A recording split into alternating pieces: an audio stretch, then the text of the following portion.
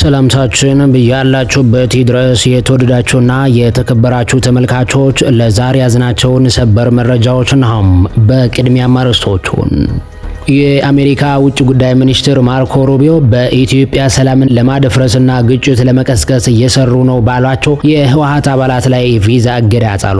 የህወሓቱ ቁልፍ ሰው አማኑኤል አሰፋና ጌታቸው ረዳም ለዚሁ እርምጃ አስገራሚ ምላሽ ሰጥተዋል። የቪዛ ማዕቀብ ብቻውን ኢትዮጵያን ከአዲስ ግጭት አያድናትም ሲሉ ጌታቸው ረዳን ገልጸዋል። የአሜሪካ የውጭ ጉዳይ ሚኒስትር ቃል አቀባይ ቶማስ ፒጎት ዛሬ ጋዜጣዊ መግለጫ ሰጥተዋል። ዝርዝሩን ወደ እናንተ እናቀርበዋለን። በተለያዩ ከመንግስት መስሪያ ቤቶች ያለ አግባብ የተፈጸመ ክፍያ መሆኑን ተረጋግጦ ተመላሽ እንዲደረግ ከታዘዘው ገንዘብ ወደ 15 ቢሊዮን ብር በወጣበት መቅረቱን የፌዴራል ዋና መስሪያ ቤት አጋለጠ።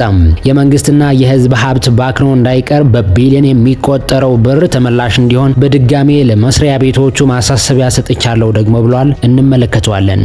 የግብጽ ጦር ካምፕ በደቡብ ሱዳን መዘጋቱን ተከትሎ የሶማሊያና የግብጽ ጦር አመራሮች በመቃዲሾ መከሩ።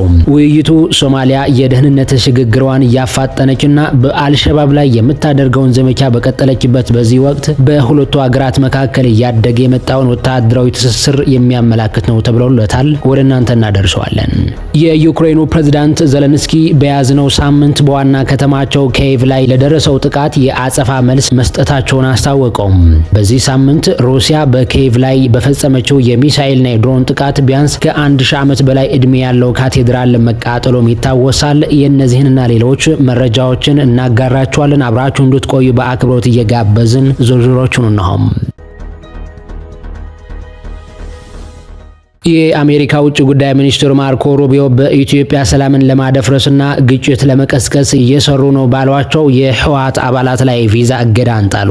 የህወሓቱ ቁልፍ ሰው አማኑኤል አሰፋና ጌታቸው ረዳም ለዚሁ እርምጃ አስገራሚ ምላሽ ሰጥተዋል። የቪዛ ማዕቀብ ብቻውን ኢትዮጵያን ከአዲስ ግጭት አያድናትም ሲሉ ነው አቶ ጌታቸው ረዳ የገለጹት። የአሜሪካ ውጭ ጉዳይ ሚኒስትር ቃል አቀባይ ቶማስ ፒጎት ዛሬ በሰጡት ጋዜጣዊ መግለጫ እርምጃው የተወሰደው በትግራይ ክልል ያለውን ቀውስ በሰላማዊ መንገድ ለመፍታት የሚደረገውን ጥረት ለማደናቀፍ ረገድ ቀጥተኛ ተሳትፎ ባላቸው ወይም ተባባሪ በሆኑ ግለሰቦች ላይ ነው። የቃል አቀባዩ መግለጫ እንዳመለከተው በህወሓት አመራሮችና በኢትዮጵያ መንግስት መካከል በቅርቡ እያገረሸ የመጣው ውጥረት በሰሜን ኢትዮጵያ ዳግም ደም አፋሳሽ ጦርነት እንዳይቀሰቀስ ከፍተኛ ስጋትን ደቅኗል። በዘንድሮ ዓመት መጀመሪያ ላይ የትግራይ ኃይሎች ከኢትዮጵያ መከላከያ ሰራዊት ጋር መጋጨታቸውን ያስታወሰው መግለጫው ይህም የ600,000 ሰዎች ህይወት የቀጠፈው የ2022 ጦርነት ካበቃ ወዲህ በሁለቱም አካላት መካከል የተደረገ የመጀመሪያ ቀጥተኛ ወታደራዊ ፍልሚያ መሆኑን ገልጿል። ይህን ተከትሎ በሰሜን ኢትዮጵያ በሚገኙ በመቶ ሺዎች የሚቆጠሩ ንጹሃን ዜጎች ላይ ወደ ጦርነት አዙሪት እንዳይመለሱ በመስጋት መኖሪያቸውንና ቀያቸውን ጥለው እየተሰደዱ መሆኑን የተመላከተው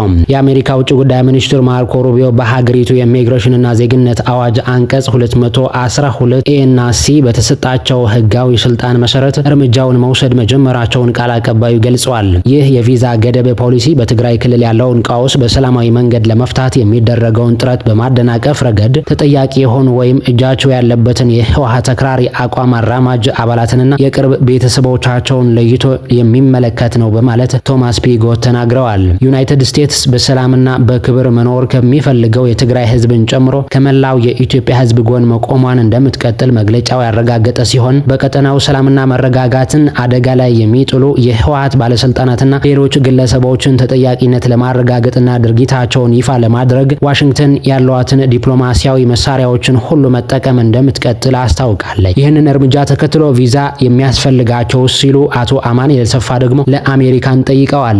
የአሜሪካ መንግስት በዛሬው ዕለት በአክራሪ የህወሓት አመራሮች ላይ ይህ ማዕቀብ የተጣለባቸውን እነማን እንደሆኑ ይፋ ያላደረገ ቢሆንም የህወሓት ምክትል ሊቀመንበር አቶ አማኑኤል አሰፋ አንዱ እንደሆኑ ብዙዎች እየተናገሩ ይገኛሉ። አቶ አማኑኤል በማህበራዊ ሚዲያቸው ላይ ቪዛ ለማያስፈልጋቸውስ የሚል ጥያቄ ያነሱት አቶ አማኑኤል አሰፋ ጨምሮም በሚሊዮን የሚቆጠሩ ቪዛ የማያስፈልጋቸው ተፈናቃዮች አሁንም በረሃብና በበሽታ መሰቃየታቸውን ቀጥለዋል። እናም በጥቂት ግለሰቦች ላይ በተጣለው የቪዛ ማዕቀብ ላይ ማተኮር አለብን ሲሉ ጠይቀዋል። በመልእክታቸውም አጠቃላይም የቪዛ ማዕቀቡ እምብዛም የማያሳስባቸውም ዜና መሆኑን አስታውቀዋል። አቶ ጌታቸው ረዳም በበኩላቸው ማዕቀቡ ብቻ በቂ አይደለም፣ ቅጣትም ማግኘት አለባቸውም አሉ። የቀድሞ የህወሓት አመራርና የአሁኑ የስምረት ፓርቲ ሊቀመንበር የሆኑት ጌታቸው ረዳም የአሜሪካ መንግስት የኢትዮጵያን ሰላም በሚያናጉ በተለይ የህወሓት ጽንፈኞችን በተመለከተ ያወጣውን የቪዛ ማዕቀብ በደስታ እቀበላለሁ በማለት ጀምሮም የሰዎቹ የግዴለሽነት የፖለቲካ እንቅስቃሴ ትግራይን ብቻ ሳይሆን መላ ቀጠናውም ወደ ሌላ አውዳሚ ጦርነት ሊያመራው እንደሚችል ስጋታቸውን አስቀምጠዋል። ሲቀጥሉም ይህን ሰላምን የሚያደፈርሱ መዘዝ ሊከተላቸው እንደሚችል የሚያሳይ አስፈላጊ ግን ደግሞ የዘገየ ምልክት ነው። የትግራይ ህዝብ ለነዚህ ወታደራዊ አምባገነን ፖለቲካ ትልቅ ዋጋ ከፍሏል። ማንኛውም ተዋናይ በሰላማዊ ሰዎች ህይወት በቀጠናው መረጋጋትና የሰላም ተስፋ ላይ ቁማር እንዲጫወት ድጋሚ ሊፈቀድለት አይገባም ሲሉ ገልጸዋል። በማስከተልም የቪዛ ማዕቀብ ብቻውን ኢትዮጵያን ከአዲስ ግጭት አያድንም፣ የሆነ ቦታ ተጠያቂነት ሊኖር ይገባል። ይህ መልእክትም ለሰላማዊ ሰዎች የሚያፍኑ ሰላምን የሚያናጉ ወይንም የታጠቀ ኃይልን ለፖለቲካ የሚጠቀሙ ሰዎች ከዓለም አቀፍ ዳኝነትና ቅጣት ውጭ እንደማይሆኑ በግልጽ የሚያሳይ ነው በማለት አስታውቀዋል። የ98 ሚሊዮን ብር ዘረፋ አነጋጋሪነት ሳይዘነጋ ከመንግስት መስሪያ ቤቶች 15 ቢሊዮን ብር ያለ አግባብ በወጣበት መቅረቱ ተሰማ። በተለያዩ ከመንግስት መስሪያ ቤቶች ያለ አግባብ የተፈጸመውን ክፍያ መሆኑን ተረጋግጦ ተመላሽ እንዲደረግ ከታዘዘው ገንዘብ ወደ 15 ቢሊዮን ብር በወጣበት መቅረቱን የፌዴራል ዋና ኦዲተር መስሪያ ቤት አስታውቋል። የመንግስትና የህዝብ ሀብት ባክኖ እንዳይቀር በቢሊዮን የሚቆጠር ብር ተመላሽ እንዲሆን በድጋሚ ለመስሪያ ቤቶቹ ማሳሰቢያ ሰጥቻለሁ ብሏል። ይሁን እንጂ በብርና በዶላር ከመንግስት መስሪያ ቤቶች ያለ አግባብ የወጣ ከፍተኛ ገንዘብ ተመላሽ አለመሆኑን ዋና ኦዲተሩን ገልጿል። በ2016 በጀት ዓመትና ከዚያ በፊት ከህግ ውጭ የተፈጸመው ክፍያዎች መሆናቸውን በሂሳብ ምርመራ ተረጋግጦ 21.5 ቢሊዮን ብር ገንዘብ ለመንግስት ተመላሽ እንዲሆን ጥፋቱን የፈጸመው ተቋማት በደብዳቤ ተጠይቀው ነበር ተብሏል። ያለ አግባብ ከወጣው ገንዘብ መካከል ተመላሽ የተደረገው 31 በመቶ ወይም 6.6 ቢሊዮን ብሩ ብቻ መሆኑን የፌዴራል ዋና ኦዲተር የ2017 በጀት ዓመት የኦዲት ሪፖርቱን ያሳያል። ያለ አግባብ ወጪ ከተደረገው 12.5 ቢሊዮን ብር ውስጥ ተመላሽ ያልተደረገው 15 ቢሊዮን ብር መሆኑን ዋና ኦዲተር ዛሬ ለፓርላማ ባቀረበው ሪፖርትን አመላክተዋል። እንዲሁም $23,000 በላይም ወደ መንግስት ካዝና መመለስ ሲኖርበት መስሪያ ቤቶቹ ተመላሽ እንዳላደረጉ ነው ያስታወቀው። የሶማሊያና የግብጽ ጦር አመራሮች በመቃዲሾ መከሩም። ውይይቱ ሶማሊያ የደህንነት ሽግግሯን እያፋጠነችና በአልሸባብ ላይ የምታደርገውን ዘመቻ በቀጠለችበት በዚህ ወቅት በሁለቱ ሀገራት መካከል እያደገ የመጣውን ወታደራዊ ትስስር የሚያመላክት ነው ተብሏል። የሶማሊያ ብሔራዊ ጦር አዛዥ ሜጀር ጀነራል ኢብራሂም መሐመድ አህሙድ ሰኔ 8 2018 ዓ.ም በሶማሊያ የግብጽ መከላከያ አታሼ ከሆኑት ሜጀር ጀነራል አህመድ ፋቲህ ጋር ተገናኝተው መክረዋል። በውይይታቸውም ወታደራዊ ስልጣን ለሶማሊያ ኃይሎች የሚደረገውንም የአቅም ግንባታ ድጋፍና በአፍሪካ ህብረት የሶማሊያ ድጋፍና መረጋጋት ተልእኮ ማዕቀፍ ውስጥ የሚደረገውን ትብብር ጨምሮ የሁለትዮሽ ወታደራዊ ግንኙነትን ማጠናከር በሚቻልባቸው ሁኔታዎች ላይ መክረዋል። በተጨማሪም ውይይቱ ሰፋ ያሉ የመከላከያ ግንኙነቶችም እንዲሁም የአፍሪካ ህብረት የሽግግር ተልእኮ በሶማሊያ ካበቃ በኋላ ሶማሊያ በሀገሪቱ ብሔራዊ ደህንነት ላይ ከፍተኛ ኃላፊነት ለመውሰድ እያደረገች ያለውን ቀጣይነት ያለው ጥረት በተመለከተ ሲሆን ከዚህም በተጨማሪም በአልሸባብ ላይ የሚያካሂዱትን ቀጣይነት ያላቸው የጸረ አመጽ ጦርነት እንቅስቃሴዎችን መዳሰሱን የሂራን ኦንላይን ዘገባ ያመለክታል።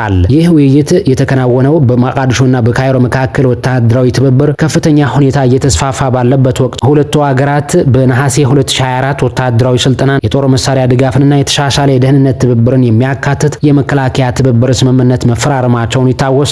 ከዚያን ጊዜ ጀምሮ ግብጽ የሶማሊያን ደህንነት ተቋማት ለማጠናከር የምታደርገውን ጥረት አካል በስልጠና መርሃ ግብሮችና በወታደራዊ እገዛዎች ለሶማሊያ የምታደርገውን ድጋፍ አሳድጋለች። የአፍሪካ ህብረት አዲስ ተልእኮ አውሶም ውስጥ እየተሳተፈች ባለችበት ወቅትና በአባይ ግድብ ዙሪያ ተቋቁሞ የነበረውን የግብጽ ጦር ካምፕ መዘጋቱን ተከትሎ ነው።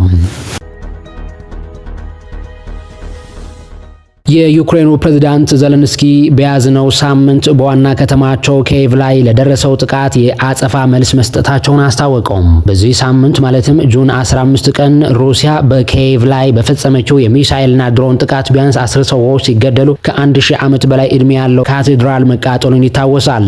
ለዚህ የአጸፋ መልስ ዛሬ ሌሊት በሩሲያ ዋና ከተማ ሞስኮ መስጠታቸውን ዘለንስኪ አስረድተዋል። በኤክስ ገጻቸው ላይ በጻፉት አስተያየት ረጅም ርቀት ማዕቀቦች ሞስኮ ክልል ደርሰው ነበር። በሳምንቱ ውስጥ ለሁለተኛ ጊዜ በሞስኮ የሚገኝ የነዳጅ ማጣሪያንም መጥተዋል። ለጊዜው በተወረረው የዩክሬን ሮስቶቭ ክልል ውስጥ ኢላማዎችን መተናል። ይህ ሩሲያ በከተሞቻችን በማህበረሰባችን ላይ ለፈጸመችው ጥቃት ፍትሃዊ ምላሽ ነው ብለዋል። በሌላ በኩል በዋትስአፕ ግሩፕ ለጋዜጠኞች በሰጡት ማብራሪያ ደግሞ ይህንን ጦርነት እኛ አንፈልገውም፣ ፈጽሞ እንደማንፈልገው ማንም ሰው ያውቃል፣ አጋሮቻችንም ያውቃሉ። ነገር ግን ዩክሬን የምትቃጠል ከሆነ ሞስኮም ትቃጠላለች በማለት አስረድተዋል። የሞስኮ አየር መከላከያ ሲስተም በዓለማችን ላይ እጅግ ጠንካራ ቢሆንም የዩክሬንም ድሮኖች ጥቃት ግን መከላከል አልቻለም። የሞስኮ አየር መከላከያ ሲስተም 3 ቀለበቶችም ያሉት ቢሆንም ሁላችሁም እንደምታዩት ኢላማችንን ለመምታት ችለናል በማለት አስታውቀዋል። ይህ በእንዲህ እንዳለ ፕሬዝዳንት ዜሌንስኪ ዛሬ በብራስልስ በተከናወነው የዩክሬን ወታደራዊ አጋሮች ስብሰባ ላይ ታድመዋል። በዚህ ስብሰባ ላይ አሜሪካና አውሮፓ በሩሲያ የአየር ኃይል ዘርፎችና ኢኮኖሚ ላይ ተጨማሪ ማዕቀብ በመጣል ጫና እንዲያደርጉ ጥሪ አቅርበዋል።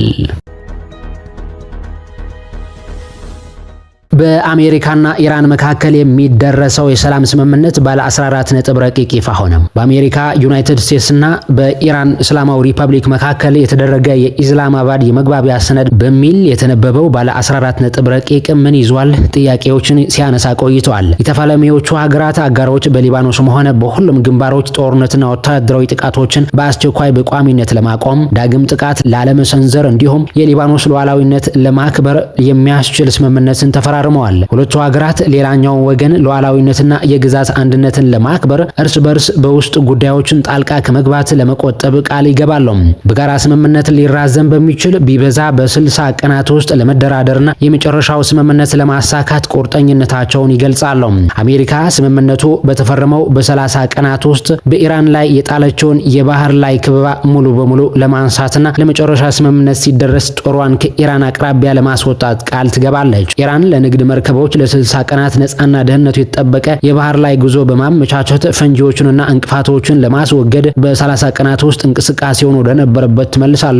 ስለ ሆርሙዝ ወሽመጥ የወደፊት አስተዳደርም ከኦማን አጎራባች ሀገራት ጋር ትመክራለች ተብሎ ይጠበቃል። አሜሪካ ለኢራን መልሶ ግንባታና የኢኮኖሚ ልማት የሚውል $300 ቢሊዮን ከቀጠናውን አጋሮች ጋር ለማዘጋጀት አስፈላጊውን የሆኑ የፋይናንስ ፈቃዶችን ለመስጠት አተገባበሩን በ60 ቀናት ውስጥ አጠናቃ ተግባራዊ ለማድረግ ቃል ትገባለች። አሜሪካ በኢራን ላይ የተጣሉትን ሁሉንም አይነት ማዕቀቦች የተመድንና የራሷንን ጨምሮ በተስማሙበት ጊዜ ሰሌዳ መሰረት ሙሉ በሙሉ ለማንሳት ቃል ስትገባ ሁሉንም ሀገራት ይህንን ጉዳይ በድርድሩ ቅድሚያ ተሰጥተው በአስቸኳይ ለመፍታት ተስማምተዋል ሲል ነው መረጃው ያመላከተው። ተመልካቾቻችን መረጃዎቻችን በዚህ አጠናቀቅን። በቀጣይ በአዳዲስ መረጃዎች እስከምንገናኝ ደህና ሰንብቱ።